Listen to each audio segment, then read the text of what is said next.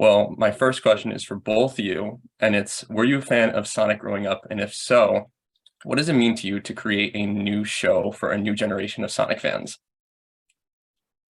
You want to take that first, Devin? Sure, I'll go for it. Yeah, for me as the shyest kid in school, I didn't actually have the Sonic games as a little kid. You had one system or the other, and I had the other. But I was immediately drawn to those cartoons on TV, The Adventures of Sonic the Hedgehog. He's got that larger than life, that personality, that swagger, that confidence. He's too cool for school. And me seeing that as the shy kid had me like, oh man, I want to get like that. And so to literally get like that and being able to contribute to the legacy of the character and to be performing him for Sonic Prime is just a surreal experience, something that I never would have imagined would be happening. But Sonic is definitely a character that inspired me very much as that shy kid. And it's, again, a huge honor to get to be part of that legacy today. It's awesome. Yeah, for me as a kid growing up, I always really wanted a Sega Genesis. We had a system in the house, and my brother hogged it all the time. And I was like, I'm going to save up my own money and buy a Sega Genesis because that Sonic character looked pretty cool. And I loved how fast the action was. Mario was kind of slow and, lumpy, whereas Sonic was fast and dynamic and brash and full of attitude. I was like, damn, that is so cool. So that was my first introduction into the world of Sonic. I got my own Sega Genesis, and I loved that game. And then Sonic Adventures 2 was like the full level up of that, and got to meet more characters and play the good campaign and the bad campaign. And like, it was just such a, such a huge thing for me growing up. So to participate in the show and collaborate with Sega and Netflix and Man of Action to bring this concept to life that really does honor the legacy. The show is part of the canon, which is such an honor to be a part of. And working closely with Sega, we want to ensure that we included authentic elements from the mythology, but also create a completely new dynamic landscape for an entirely new audience at the same time. So it's just been a blast to be a part of.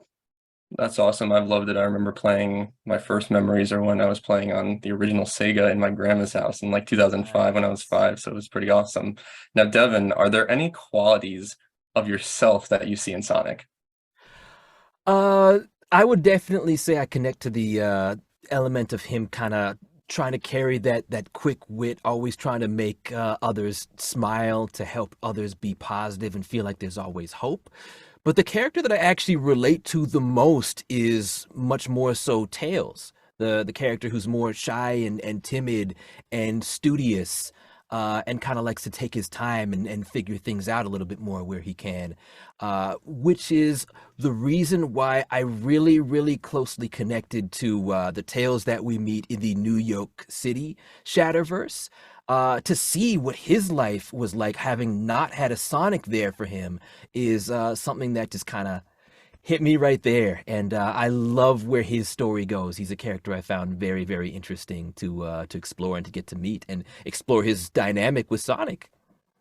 Now, this next question is for both of you. What value do you feel yourself, Devin, and Logan, that you bring to the character that has maybe never been seen before in video games or movies or TV shows? Wow. I can take it first. Go for it. So with this story, we really wanted to push Sonic as a character, and he's always had that brash confidence. He is the hero that's bested Eggman a million times. He's brimming full of confidence. At the same time, we're able to give him a little blind spot where maybe he doesn't fully appreciate what his friends bring to the table. So the value that we really tried to make clear in his journey was empathy, and that he starts to really value and appreciate what everybody brings to the table and the role that everybody plays, and it all comes from a great place. He's a hero with a heart of gold. He would never let his friends down. He's always the first one in to protect them. But we're able to give him that journey from a self-reflective point of view, where he learns a little bit about himself as he goes along this journey of his. And oh man, that's such a great question too. Thank you. I really, really liked delving into, to build on what Logan said, just the aspect of inner reflection and learning that that empathy and kind of being challenged in ways that he hasn't before. This is a Sonic who goes through, and again, there's been so many amazing performers who have brought this character to life before, but this story offered kind of a new perspective as far as him being challenged emotionally in a way that I really, really enjoyed exploring. Now, Devin, this next one's for you. I know that Sonic is a character, as we talked about, that is loved by millions of people. So did you feel any pressure to kind of give the character justice? And what was your initial reaction when you got the part? Oh, all of the pressure in the universe. Because I do know how much Sonic means to people. I know how much Sonic meant to me as that shy kid.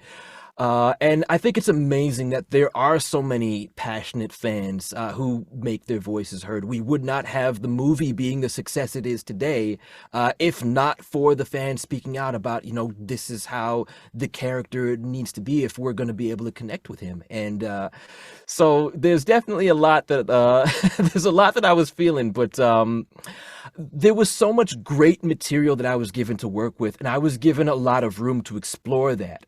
And again, having grown up with the character myself through different iterations of him, through different forms of media, I already had a sizable understanding of, okay, this is what we need to bring to the table, but here's some ways that I can put my own unique spin on things vocally. And again, I was provided with so much great material to work with story-wise. The animation is gorgeous, and I got to have a lot of fun working with it, and I think people are really going to enjoy it. Now, Devin, do you think that Sonic has a greatest strength in this show and maybe something new that you've never seen before of Sonic that you were like, wow, this is in the show? Ooh, I would say Sonic very much still feels like the Sonic that we know and love, even though he is being challenged in new ways. So I feel that that sense of familiarity is actually very comforting in a sense. Um, I feel like Sonic's greatest strength is his ability to remain positive under pressure. Even when things kind of seem their bleakest, he's still always like, hey, we're going to figure this out. We're going to get through this. Don't worry. And that's something that, again, very, very much inspired me as a kid. So again, I think there's just a lot of places that this story will go that people will not expect. But at the same time, there is that sense of familiarity there within the character. Now, final question for both of you. If you can tell me in a few sentences, why should families and kids tune in to watch on December 15th? Yeah, well, there's a little bit of something for everybody in there. It's got obviously the tie into the legacies and faithful, authentic representation of the lore and the legacy. It's got crazy, out of control, super dynamic action sequences. It stretches Sonic as a character, so there's real moments of crisis and jeopardy. But it's also got a lot of great character comedy, and Devin brought a ton of comedic chops to the role and to the table, and on top of all the dramatic acting. So it really does hit its peaks and valleys all over the place, and it's got a very appealing cartoony style that's got a pretty elevated look in terms of lighting and atmosphere at the same time. So we're able to create a lot of different mood and tone and environments.